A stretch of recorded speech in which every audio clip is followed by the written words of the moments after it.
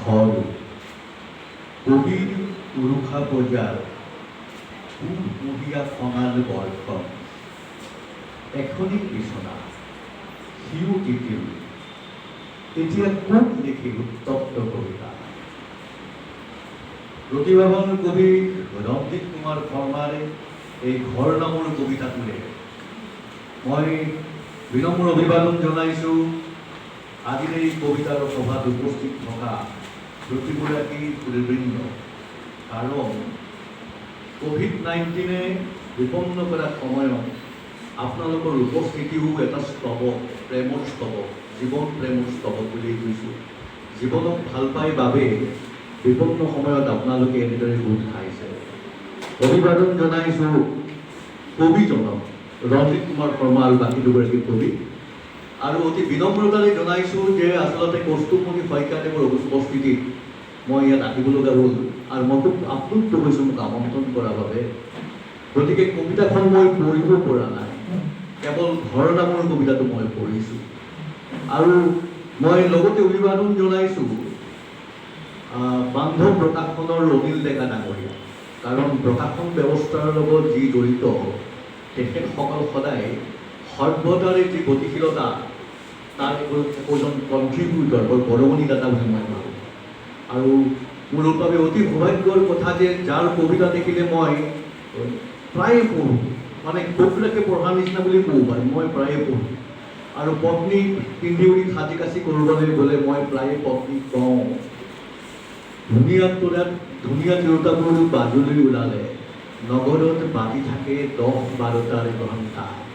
ধুনীয়া তিৰোতাবোৰে নগৰখনে চাই থাকে, ধুনীয়া তিৰোতাবোৰ যাৰ কবিতাই মোৰ হৃদয়ত জংকাৰিত কৰে। তেওঁৰ এজন কবিতাৰ মই পঢ়ুৱৈ, সেয়া হৈছে কবি নীতিন কুমাৰ, তেখেতকো মই অভিবাদন জনাইছোঁ। আৰু যেতিয়া প্ৰযুক্তিগত জ্ঞানৰ লগত সাহিত্য সংস্কৃতিৰ সেই দক্ষতা জড়িত হৈ থাকে, সেয়ে প্ৰমাণ কৰে যে সমাজৰ ভৱিষ্যত কেতিয়াও বেয়া হ'ব নোৱাৰে। তেনেকুৱা এজন স্বনামধন্য শিক্ষাবিদৰ কাষত বহিছোঁ। মই তেখেতৰ ছাত্ৰ নহওঁ, সন্মানীয় অৰূপ শৰ্মা ছাৰৰ মই ছাত্ৰ নহওঁ, কিন্তু সাংগঠনিকভাৱে প্ৰায় লগ পাই থাকোঁ সৰ্বক সংগীত বিদ্যালয়ৰ ছত্ৰছায়া। গতিকে তেখেতক মই শিষ্য বুলিয়ে আজি ঘোষণা কৰিছোঁ, যদিও তেখেতে ঘোষণা মানি লয় নে নলয় মই নাজানো। তেখেতক মই শিষ্য হিচাপে নিজকে ভাবিবলৈ ভাল পাওঁ। গতিকে তেখেতলৈ মোৰ আন্তৰিক অভিবাদন জনাইছোঁ। এতিয়া শীতৰ বেলি নামটোতেই এটা বিৰাট মাদকতা আছে। আৰু এইখিনিতে মই কৈ থওঁ যে প্ৰেছ ক্লাবত বেছি দীঘল ভাষণ দিয়াটো উচিত নহয়, কিন্তু মাইক্ৰফোনে মোক অকণমান বলীয়া কৰে, সেইটো এটা সমস্যা আছে। গতিকে 14 মিনিটৰ মই বেছি ভাষণ নিদিওঁ। আৰু 14 মিনিটৰ বেছি ভাষণ দিয়া যেন দেখিলে মই সমূহ দৰ্শকক অনুৰোধ জনাইছোঁ আপোনালোকে হাত তালিৰে মোক ইংগিত দিব যে মই নামিয়ে যাব লাগে। আৰু মোৰ গাড়ী চলক ধৰ্মেন্দ্ৰ দাস আছে, সিও মোক তাতে ইংগিত দিয়ে যে 14 মিনিট পাৰ হৈ গৈছে। গতিকে 14-15 মিনিটৰ ভিতৰত মই সমাপ্ত কৰাৰ চেষ্টা কৰিম। গতিকে কিবা কোনো বিচ্যুতি হ'লে আপোনালোকে মোক জনাব। কথাটো হৈছে শীতৰ আবেলিতে এক ধৰণৰ অনুভৱ বা মাদকতা লুকাই আছে। যদিও ৰঞ্জিত শৰ্মাৰ বিষয়ে মই বিশেষ ক'ব নোৱাৰিম, তেখেতক দুবাৰমান মই লগ পাইছোঁ, কিন্তু শীতৰ আবেলিয়ে কয় যে জীৱনৰ মাদকতা। শীতে যেতিয়া আমাক কষ্ট দি থাকে, তাত আবেলিটো বহুত মিঠা। যেনেকৈ মনুষ্যত্বৰ যি অৱক্ষয়, মানুহৰ যিটো নৈৰাশ্যৰ যিটো উজান, তাৰ মাজতে এই কবিতাৰ প্ৰভাৱ শীতৰ আবেলিৰ নিচিনাই মাদকতাপূৰ্ণ বুলি মই ভাবোঁ আৰু অনুভৱপূৰ্ণ বুলি মই ভাবোঁ। এতিয়া কথাটো হৈছে অনুভৱৰ কথা কোৱাৰ লগে লগে এজন বাণিজ্যৰ ছাত্ৰই, মই বাণিজ্যৰ ছাত্ৰ, এজন বাণিজ্যৰ ছাত্ৰই কবিতাৰ ভাল সংজ্ঞা কেতিয়াও দিব নোৱাৰে। আৰু মোৰ বিষয়বিলাক হৈছে হিচাপ, বিত্ত, এনেকুৱা কথাবোৰ মই পাতি থাকোঁ ছাত্ৰ ছাত্ৰীবিলাকৰ লগত। গতিকে বাণিজ্যৰ ছাত্ৰই কবিতাৰ ভাল সংজ্ঞা দিব নোৱাৰে। বিশেষকৈ কবি নীতিন কুমাৰৰ সংখ্যক কবিতাৰ সংজ্ঞা দিয়াৰ ধৃষ্টতাটো মোৰ থকা উচিত নহয়। তথাপিও মই আওৰাইছোঁ। কবি বিশ্বনাথে কৈছিলে, বিশ্বনাথ আনন্দে নে বিশ্বনাথ আছিলে, বিশ্বনাথে কৈছিলে বাক্যম ৰসাত্মকম কাব্যম, বাক্যত ৰসযুক্ত বাক্যই কবিতা বুলি কৈছিলে। তেনেকৈ ৱৰ্ডশ্বতে কৈছিলে অনুভূতিৰ মলয়াই কবিতা, হৃদয়ৰে বৈ অহা অনুভূতিৰ মলয়াই কবিতা। আচলতে কবিতাটো কি মই নাজানো, কিন্তু মই কবি হ'ব পৰা নাই, যদিও মাজে মাজে লিখোঁ। মোৰ ড্ৰয়িং ৰুমত বা মোৰ বৈঠকখানাত কবিতা লিখা আছে, সেয়া নীলেন গোস্বামী ডাঙৰীয়াই জানে, তেখেতে দেখিছে। কিন্তু মই কবি হ'ব পৰা নাই। আৰু মই নীলিম কুমাৰৰ নিচিনা সন্মানীয় কবিসকলক যেনেদৰে সন্মান কৰোঁ, অকণমান ঈৰ্ষাও কৰোঁ, কাৰণ মই কবি হ'ব পৰা নাই এতিয়াও। কবিতাৰ চৰ্চা কৰিব আছোঁ যদিও আজি 12 বছৰ বয়সৰ পৰা মই কবি হ'ব পৰা নাই। কিন্তু এজন কবিৰ কবিতাৰ বিষয়ে কি ভাবে সেইটো বৰ দৰকাৰী কথা নহয়।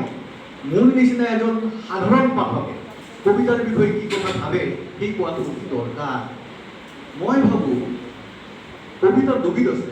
মোৰ ভুল হ'ব পাৰে, মোৰ মানে ভ্ৰান্তিৰ কাৰণে মই আপোনালোকক ক্ষমা বিচাৰিছোঁ, কাৰণ এগৰাকী গীতিকাৰ কবি, এগৰাকী অসমৰ একদম শীৰ্ষতম নৱস্য কবি, যাৰ কবিতা মই প্ৰায়ে পঢ়ি, গতিকে মোৰ সংজ্ঞা ভুল হ'ব পাৰে, ধাৰণা ভুল হ'ব পাৰে। কবিতা দুবিধ আছে।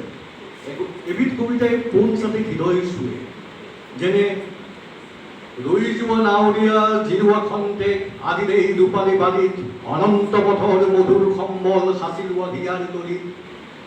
আজিও মনত জিলিকি আছে, পঞ্চম মানত পঢ়ে এই কবিতাটো।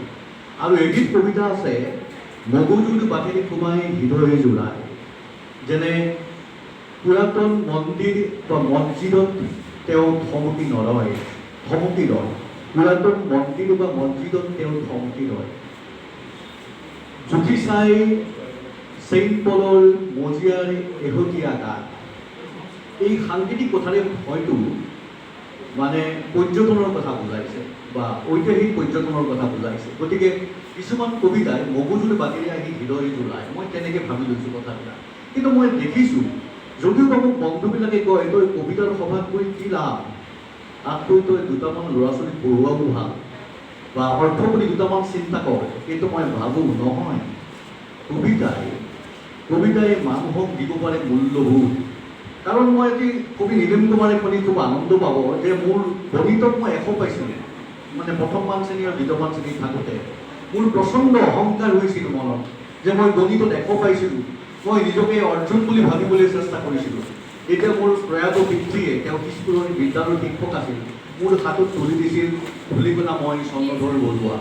যিদিনা মৰিম মই সিদিনা বাৰু পৃথিৱীতে কেনেখানি হ'ব, মৰিলৈ আছিলোঁ সেই কথা কোনে কিমানে জানিব। সেই কবিতাটোৱে মোক মোৰ দেউতাই জনাইছিল তোৰ এই জ্ঞান, তোৰ এই মানে অহমিকাৰ কোনো মূল্য নাই, তই এটা ধূলিকণা, তই এটা মাত্ৰ ধূলিকণা। গতিকে কবিতাই মূল্যবোধ দিব পাৰে। কবিতাই ৱাইপাৰৰ কাম কৰে। মোৰ গাড়ীখনত ৱাইপাৰ আছে, কবিতাই ৱাইপাৰৰ কাম কৰে, কাৰণ আমাৰ দৃষ্টিভংগী পৰিষ্কাৰ কৰে। আজি কিছুদিন আগতে মোৰ বৌয়ে মোক প্ৰশ্ন কৰিছিল জীৱন মানে এটা সংজ্ঞা দিয়া, কিন্তু সংজ্ঞাটো হীৰেণ ভট্টাচাৰ্যই বৰ বেলেগ ধৰণে দি থৈছে। শৈশৱ পথাৰ মানুহ আমি নাম দিলোঁ জীৱন। তাৰমানে শৈশৱ পথাৰত যিমানেই কৰ্ষণ কৰিব সিমানেই উন্নত ফচল আহিব। আৰু এই জীৱনৰ পথাৰত এই গান গোৱা ছোৱালীজনী আৰু আজিৰ এই অনুষ্ঠানত ভূমিকাৰ ৰূপ লোৱা এই ছোৱালীজনীৰ যি প্ৰতিভা, তেওঁলোকৰ প্ৰতিভা সঁচাকৈ আদৰণীয়। তেখেতসকলে যদি চৰ্চা কৰে, কৰ্ষণ কৰে, তেওঁলোকৰ জীৱনৰ পথাৰৰ পৰা উন্নত সমাজলৈ আহিব পাৰে। গতিকে সেয়াই আমাৰ ৱাইপাৰৰ নিচিনাকৈ আমাৰ চিন্তা শক্তিক মুকলি কৰে। শৈশৱ পথাৰ মানুহ আমি নাম দিলোঁ জীৱন। কবিতাই মানুহক দিব পাৰে প্ৰকৃত জীৱনবোৰ। কাৰণ মোৰ দেউতাই মোক কৈছিলে তই ডাঙৰ হ'লে ডাক্তৰ হ'বি, নহ'লে ইঞ্জিনিয়াৰ হ'বি, আৰু একো নাপালে তই অধ্যাপক হ'বি। কিন্তু কবি হীৰেণ ভট্টাচাৰ্যৰ কবিতাই ক'লে মোৰ গানৰ প্ৰাণৰ মূল দেশ। সেই মূল দেশ নামৰ কবিতাটোৱে প্ৰচণ্ডভাৱে ক'লে যে জীৱনৰ মূল্য সেইটোৱেই যে মই অন্যৰ কাৰণে, সমাজৰ কাৰণে, দেশৰ কাৰণে মই কি দিব বিচাৰিছোঁ। গতিকে কবিতাই মানুহক জীৱনবোৰ দিব পাৰে। কবিতাই দিব পাৰে দেশাত্মক গুণ, দেশক ভাল পোৱাৰ তাৰণা দিব পাৰে। ইতিহাসৰ পৰা মানুহৰ অনুভৱক ঘুতলি আনিব পাৰে সমাজৰ কাৰণে, দেশৰ কাৰণে। নহ'লে দেৱকান্ত বৰুৱাই নিলিখিলেহেঁতেন পানীপথ হলিঘাট কলাকিৰ শৰাইঘাট, পানীপথ হলিঘাট কলাকিৰ শৰাইঘাট, মাটি সেমেকাই আমি তাক কৰিছোঁ গ্ৰহণ, ফাঁচি কাঠে মাতিছে আমাক, আমি তাৰে নিমন্ত্ৰণ প্ৰত্যাখ্যান কৰা নাই। ষষ্ঠমান শ্ৰেণীত সেই কবিতাটো পঢ়ি গম পাইছিলোঁ দেশৰ বাবেইতো জীৱন, দেশৰ বাবেই জীয়াই আছোঁ। দেশাত্মবোধক প্ৰবল কৰিব পাৰে কবিতাই ক্ষোভিত মানুহৰ কথা ক'ব পাৰে, বিক্ষুব্ধ মানুহৰ কথা ক'ব পাৰে। কবিতাই বিপ্লৱৰ কথা ক'ব পাৰে। নহ'লে তাহানি মোৰ প্ৰতিবেশী ৰোহিণী কুমাৰ পাঠক দাদাই মোক নকলেহেঁতেন বেৰেলত বাৰুদ ভৰাই তোমাৰে বাৰে আই আমি বসন্ত আনিম। যিদিনা কৃষক পিতাৰ ৰদে পুৰা পিঠিত ৰজা ঘৰৰ ধুলীয়াবোৰে ঢোল মাৰি ডাউ ডাউ কৰি কোবাইছিল, তোমাৰ চকু খঙত লাল কৰিছিল। তুমি কোনোবা ৰাছিয়াৰ মাইক ভস্কিৰ দৰে মেপৰ সীমা ভাঙি মাত মাতিছিলা। সাম্যবাদী হোৱাই সিদিনা তোমাৰ অপৰাধ আছিল। বনজামিন মলাইছেও কৈছিলে মৃত্যুৱে দিছে জীৱনৰ আশা, সেই মৃত্যুৰ চকুত জলক জিঘাংসা। গতিকে কবিতাই বিপ্লৱৰ কথা কয়, সংগঠিত মানুহৰ কথা কয়, শ্ৰমিকৰ কথা কয়, শোষণৰ কথা কয়, সমাজৰ প্ৰকৃত ছবিৰ কথা কয়। কবিতাই সৌন্দৰ্যৰ কথা ক'ব পাৰে। সৌন্দৰ্য মানে নাৰী নহয়, কিন্তু প্ৰকৃতি মানে এইটো নাৰী। প্ৰকৃতিৰ মাজত আছে নাৰীত্ব। কবিতাই নাৰীৰ সৌন্দৰ্যময় চেতনাৰে সৌন্দৰ্যৰ কথা কয়। তুমি নাৰী, পৃথিৱীৰ ৰূপৰ শিকৰি, তুমি কুঁৱৰী, হৃদয়ৰ দুখমকাৰী। তুমি প্ৰকৃতি, তোমাৰ গৰ্ভত আকাশ, তোমাৰ কোমল অৰণ্যত প্ৰখৰে বেলিৰ গোপন নিবাস। আজি আপোনালোকৰ মাজত খুব আটাইতকৈ আশা কৰা কবি কৌস্তুভমণি শইকীয়া ডাঙৰীয়া নাই, যাৰ সলনি মই আহিব লগা হৈছে। মই কৌস্তুভমণি শইকীয়াৰ এক গুণমুগ্ধ পাঠক। কৌস্তুভমণি শইকীয়াৰ কবিতায়ো কয় যে কবিয়ে অকল নিজৰ কথাই কৈ নাথাকে, কবিয়ে সামাজিক দায়বদ্ধতাৰ কথা কয়। সামাজিক দায়বদ্ধতাৰে কবিয়ে প্ৰকৃতিৰ অৱক্ষৰ চিত্ৰও অংকন কৰে। নহ'লে কৌস্তুভমণি শইকীয়াদেৱে নিলিখিলেহেঁতেন পাহাৰ এখনে চাই থাকে একেধৰে, গছে বনে তাৰ সহস্ৰ নয়ন, শিলৰ ভৰি দেখি আগুৱাই আহে, সাধু দেখি মোৰ শান্তিৰ শৰণ। পাহাৰখনে মোৰ প্ৰেয়সীৰ নাম জানে, পাহাৰখনে মোৰ পিতৃৰ নাম, পাহাৰখনে মোৰ প্ৰেয়সীৰ নাম জানে।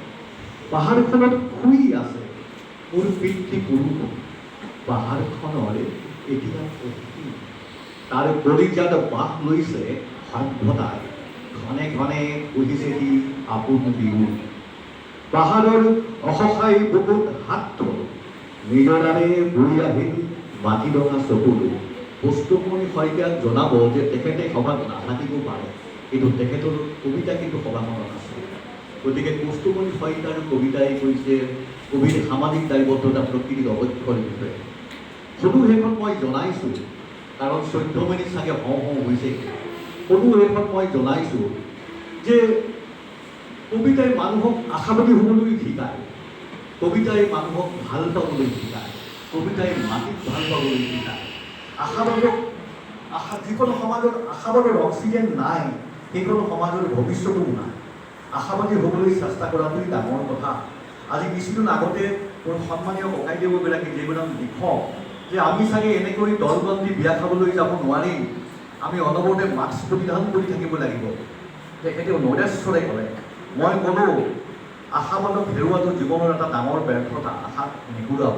আশাই গতিশীলতাৰ পৰিচায়ক, আৰু আশাই গতিশীলতাৰ পৰিচায়ক কাৰণে সমাজৰ সকলো অপায় অমংগলৰ বিপৰীতে, সমাজৰ সকলো নৈৰাশ্যৰ বিপৰীতে কবি হীৰেন ভট্টাচাৰ্যই কৈছিল উজাগৰ ৰাতি সপোন দেখিছোঁ মই, উজাগৰ ৰাতি সপোন দেখিছোঁ মই, সপোন দেখিছোঁ ফুল আলোক হোৱা তোমাৰ মুখৰ খোজ সোণালী হাঁহি, অযুত তৰাৰ টোপনি ভাঙি যেন সূৰ্য আহিছে নামি, আহিছে নামি, আহিছে নামি, আহিছে নামি। আহক আমি কবিতাৰ সভাৰে হাজাৰটা কোভিড-19ৰ নিচিনা সমস্যাই জুৰুলা কৰিলেও আমি যেন আশাবাদক নেহেৰুৱাওঁ, আমি যেন সংগঠিত হৈ থাকোঁ। আৰু সংগঠিত হ'বৰ কাৰণে ইজনে সিজনক ভাল পাব লাগিব, ইজনে সিজনক ভাল পাব লাগিব। মানুহৰ মগজু আৰু চিন্তা উড়ন্ত চিলাৰ নিচিনা, মানুহৰ মগজু আৰু চিন্তা উড়ন্ত চিলাৰ নিচিনা। আমি সৰু থাকোঁতে যেতিয়া চিলা উৰাইছিলোঁ, কেতিয়াবা চকুডাল ছিঙিলে কওঁ বুদ্ধি ভকত্তা হৈ গ'ল। আজি আমাৰ যিটো সভ্যতাৰ যি অগ্ৰগতি, মগজুৰ এই চিন্তাধাৰা বহুত ওপৰলৈ গুচি গৈছে, কিন্তু হৃদয়ৰ লগত সংযোগ হেৰাই যায়। সেইকাৰণে বুঢ়া বয়সত বৃদ্ধ মাতি থাকে বৃদ্ধাশ্ৰমত। আমি মনুষ্যত্ব হেৰুৱাই পেলাওঁ। কিন্তু মগজু আৰু চিন্তাৰ মাজত মগজু আৰু বিবেকৰ মাজত আত্মাৰ মাজত এই যোগসূত্ৰ প্ৰতিষ্ঠা কৰে কবি গীতিকাৰে হীৰেণ ভট্টাচাৰ্য গীতিকাৰ আমাৰ অৰূপ শৰ্মা চাউলৰ নিচিনা গীতিকাৰসকলে শিল্পীসকলে মগজু আৰু হৃদয়ৰ লগত সম্পৰ্ক স্থাপন কৰে কবি দিলীপ কুমাৰৰ নিচিনা অসমীয়া ভাষাজনীৰ স্বনামধন্য কবিবিলাকে। গতিকে আহক আমি ইজনে সিজনক ভাল পোৱাৰ মাজেৰে সংগঠিত হওঁ আৰু আমি আমাৰ আৱেগক জয় কৰোঁ। সেইকাৰণে মই সেইখন গাবলৈ ওলাইছোঁ। কৌস্তুভমণি শইকীয়াৰ কবিতাৰে সামৰিছোঁ, কাৰণ তেখেতে হয়তো এতিয়া সামৰণি কি ক'লেহেঁতেন মই নাজানো। গতিকে কৌস্তুভমণি শইকীয়াক যিহেতু মই ৰিপ্ৰেজেণ্ট কৰিছোঁ, প্ৰতিনিধিত্ব কৰিছোঁ তেখেতৰ পাঠক হিচাপে, গতিকে তেখেতৰ কবিতাৰে সামৰিছোঁ। কাইলৈ চিনাকি আমাৰ গভীৰ হ'ব। কবিতাই কৈছে মানুহক ভাল পাব লাগে, আহক আগবাঢ়ি যাওঁ ইজনে সিজনৰ ভাল পাবৰ কাৰণে। কাইলৈ চিনাকি আমাৰ গভীৰ হ'ব, চিনাকিৰ সুবাসীত সাৰে থকা মন, নদীময় পথেৰে গৈ সাগৰ হ'ব। বিশ্বাসৰ আকুলতাত চেতনাৰে ঢৌ, উলাহত নাচি বাগি একাকাৰ হ'ব। কাইলৈ চিনাকি আমাৰ গভীৰ হ'ব, কাইলৈ চিনাকি আমাৰ গভীৰ হ'ব।